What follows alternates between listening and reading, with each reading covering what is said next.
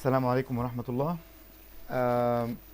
In this lecture, I'm going to continue the story of abdominal trauma. We started with discussing abdominal trauma in general. What are the regions in the abdominal cavity? What are the types of trauma and organs injured according to type of trauma? How to assess by examination or by the adjuncts? And finally, we went to explore the abdomen for abdominal trauma. And this we are going to apply this knowledge in one of the very common injured organ in abdominal trauma, which is splenic trauma. Splenic trauma is the most common organ injured in blunt abdominal trauma, as you studied in the previous lecture. Before I go through this lecture, I want to remind you of the anatomy of the spleen. The spleen is like that. You have to notice it's closely related to the tail of the pancreas. So injury of the spleen might be associated with injury of the tail of the pancreas and leakage of pancreatic enzyme. You have to remember that the splenic artery is a tortuous one, and it arises from the celiac, which arises from the aorta, as you see. And before it entered the spleen, it divided into 5 to 6 branches, like you see, because this would help me sometimes in the treatment. If this part is injured, I can ligate or embolize this vessel and resect this part of the spleen. Also, the splenic vein, you have to remember the splenic vein passes behind the stomach like that and behind the pancreas to meet the superior mesenteric to form the portal vein, and it receives the inferior mesenteric in this region. You remember this is the portal circulation. This is rapidly what I want to remember from the anatomy of the spleen. Again, what might be the cause of splenic injury and why it's common like that? Because there are common predisposing factors like enlarged spleen. The spleen in normal size is protected by the ribs. If it is enlarged, it might extend beyond the ribs. Also, if the patient having malaria make it friable, even with minor trauma, there might be a will manifest injury. So what is the mechanism of injury as we studied before? It might be blunt abdominal trauma, falling from heights, a motor car accident, animal kick on the left side. It leads to fracture of the rib, and this rib might injure the spleen. Second is penetrating abdominal trauma, stab, bullet, something like that. And finally, iatrogenic. Iatrogenic means it's done by the surgeon during any other operation. For example, in colonic surgery, in resection of the colon, for example, in cancer colon, they might injure the lower pole of the spleen because there is a ligament here between the colonic flexure and the lower pole of the spleen. If you injure this, it might avulse the lower pole of the spleen. So these are the mechanisms of injury of the spleen. After the mechanisms, we have to know the clinical picture from the previous lecture also. Spleen is a solid organ, it's full of blood. So when it injured, the clinical picture, it will be hemorrhagic shock. You will have a lecture also about hemorrhagic shock, the grades and the clinical picture of it. But you might find this in your notes, the classic teaching. This hemorrhagic shock might be presented in one of the 3 forms according to the severity of injury. The first one is fatal type of hemorrhagic shock, fatal type of splenic trauma. Fatal type, there is massive hemorrhage and the patient dies at the scene of the accident without surgical intervention. This is called fatal type of splenic injury. But it's the kind of hemorrhagic shock, but it is too severe. No time for intervention. The second one is the classical type, the classical hemorrhagic shock I'm going to discuss in more details. The third one is called delayed rupture. What's meant by delayed rupture? Delayed rupture, the patient having trauma this week, which leads to which leads to initial shock. And after that, he went to normal life for a long reduced interval up to 2 weeks.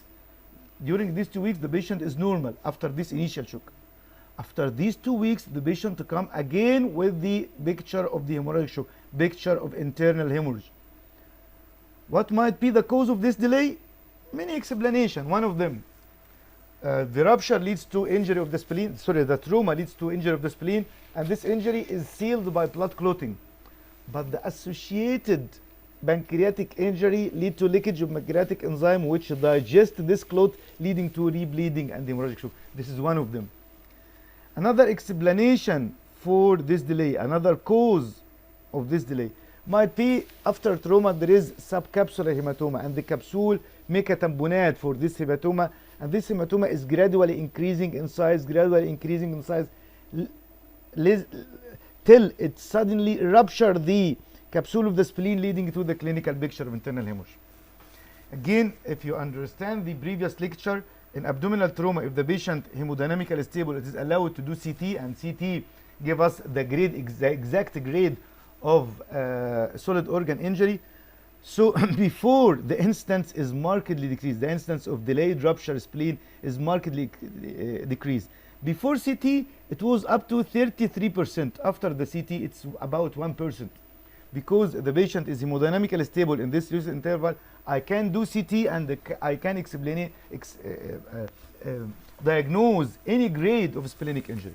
So again, the summary of the clinical picture, all of them are hemorrhagic shock. It might be fatal type, it might be the classic type, it might be delayed rupture, which incidence is markedly decreased from 33% to 1% after the use of CT in abdominal trauma.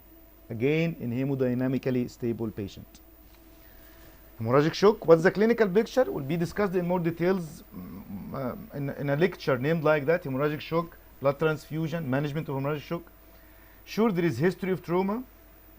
Symptoms, it might be coldness, shortness of breath, agitation.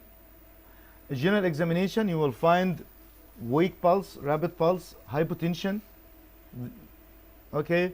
Abdominal examination, in this situation, abdominal trauma, you might find abrasion or ecchymosis in the left hypochondrium. When you palpate, you find tenderness and rigidity. If you ask you might find Cullen sign, bluish discoloration around the umbilicus. If you do percussion, there is what's called Pallant sign. Pallant sign, there is fixed dullness on the left side, the side of the spleen, due to organized hematoma around the spleen, while this dullness is shifted on the left side. So fixed dullness on the left and shifting dullness on the right. Pallant sign is specific for splenic injury, but it is delayed. I'm not going to wait for this Pallant sign. Kerr sign means pain on the left shoulder due to irritation of the undersurface of the diaphragm by the blood, by the free blood. This table, in my opinion, is very important. They classify the hemorrhagic shock into 4 classes according to the amount of blood loss. If the patient loses less than 15% of his blood, I mean 750 milliliter, it's called class 1. If he loses from 15 to 30, it will be class 2 hemorrhagic shock. If he loses from 30 to 40, it will be class 3 hemorrhagic shock. If he loses more than 40, it will be class 4 hemorrhagic shock. Why it is important? Because if we go to the last row here, we will find that in class 1 and the 2 hemorrhagic shock, the treatment you have to replace with fluid. You just give crystalloid. But in class 3 and 4, you have to give blood. So it's very, very important for you as a trauma doctor to diagnose this patient in which class. How can I know the class of hemorrhage? Is it 1, 2, 3, or 4? How can I expect the amount of blood loss? By concentrating on these, all this, but the most important is the pulse and the blood pressure. The pulse rate is very, very important. Less than 100, it's class 1. More than 100, but less than 120, it's class 2. More than 120, class 3. More than 140, it's class 4. So the pulse itself can diagnose which class of hemorrhagic shock we are in. Also, the blood pressure can help, but take care, its effect is delayed, because in class 1 and 2, the blood pressure is normal due to compensatory mechanism. The body responds to trauma by doing vasoconstriction and shifting the blood to the vital organs away from the GIT and muscle. That's why in first 2 classes of shock, the blood pressure is normal, but it is decreased in class 3 and 4. Only you can find the narrow pulse pressure in this area. Also, if you notice the capillary refill, the respiratory rate, the urine output, the mental status, all of these gives you a clue of the class of hemorrhage. But to summarize, the pulse and the blood pressure as most important. In the first 2 classes, we give fluid. In class 3 and 4, we give blood. We finish now the clinical picture, how to assess exactly like the previous picture. I can do blood tests like blood sample for hemoglobin, blood grouping, cross matching, FAST or DBL. FAST is more superior nowadays, can give you mild, moderate, marked amount of free fluid in the perisplenic area. And finally, if the patient is hemostable, I can do the CT, and CT will give you exact idea about the grade of splenic injury. The grade of the splenic injury is done by this scale.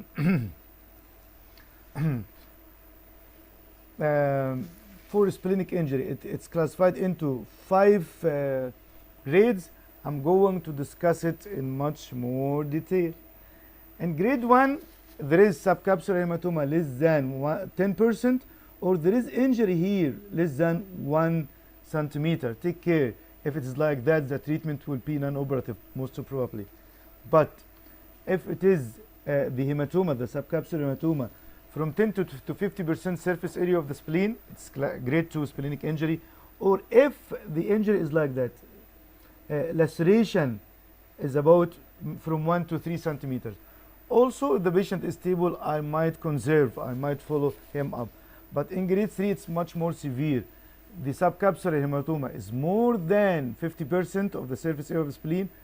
The laceration is more than 3 centimeters, or there is intraparenchymatous hematoma more than 5 centimeters, or this intraparenchymatous hematoma ruptured as in the picture. Take care. In grade 3, all options are available. You might observe, you might do surgery, you might do angiography, partial splenic embolization. I'm going to discuss in the management. High grades, grade 4, there is segmental or higher vessel injury. As I told you, one of the branches of the splenic artery before interspleen is avulsed like that. So this pool of the spleen becomes infarcted. What will be the management of this area? It will be partial or total splenectomy. As you notice, we link the management, the treatment, the therapy to the grade of hemorrhage. So CT grading is very important. Its only main obstacle, it needs the patient to be hemodynamically stable to do it. Sorry. High grade, again grade 5.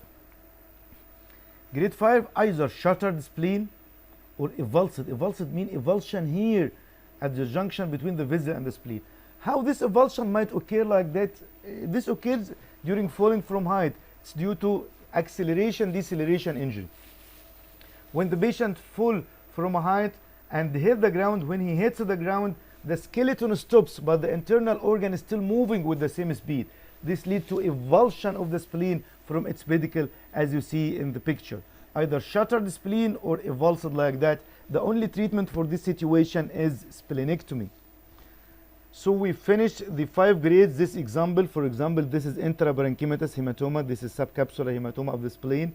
Here is also intraparenchymatous like that. This is a leak of the dye outside the spleen. Intraparenchymatous subcapsular. Okay, the last item will be the management.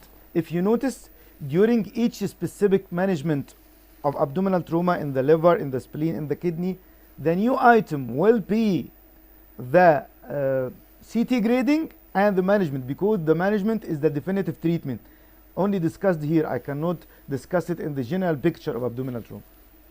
The management follow the same protocol, the ABC protocol of advanced trauma life support. I told you we assess the abdomen during assessment of C, pulse and blood pressure. If the airway okay, breathing is okay, I'm in C and the patient is shocked, I examine the abdomen, I do fast, I found splenic injury, what I'm going to do? I resuscitate first, I replace with fluid till the cross matching appear. I might give the blood according to the class of hemorrhage, and finally I'm going to do the definitive management. The definitive management differ totally if the patient is hemodynamically stable or hemodynamically unstable. If hemodynamically unstable, after doing this resuscitation, please go directly to the operating room and do generous immediate laparotomy incision. We do big midline incision. Midline is rapid, is bloodless incision, give access to all area, so it is exploratory incision. You explore the whole abdomen and then you can remove the spleen. Or manage according to the grades discussed before. So if the patient hemodynamically unstable, go directly to the operating room. At the same time with resuscitation, do exploratory midline incision for exploration and then manage accordingly. But if the patient is hemodynamically stable, it's sometimes okay, patient with some ruptured spleen and becomes stable. So you can do CT with contrast, and according to that you might do the grade of splenic injury we just discussed, and according to the grade you might deal. In first two grades, grade 1 and 2, you might conserve. All options are present in grade 3, grade 4 and 5, splenectomy, either partial or total. Okay, we understand?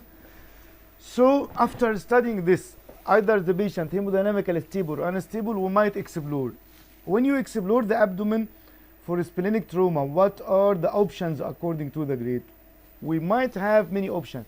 The standard surgery was splenectomy, to remove the spleen. If the spleen is injured, just remove it. But unfortunately, we found a certain complication, which more obvious in children below 15 years, which is called OPSI. I don't know you know this observation. Overwhelming post-splenectomy infection. This caused by capsulated organisms like pneumococci or meningococci. These organisms usually destroyed within the spleen. When you remove the spleen, the immune system find difficulty to deal with them. So if they cause infection, the infection will be overwhelming. And that's why the name overwhelming post-splenectomy infection. And that's why the standard treatment changes from splenectomy into doing every effort trying to preserve the spleen.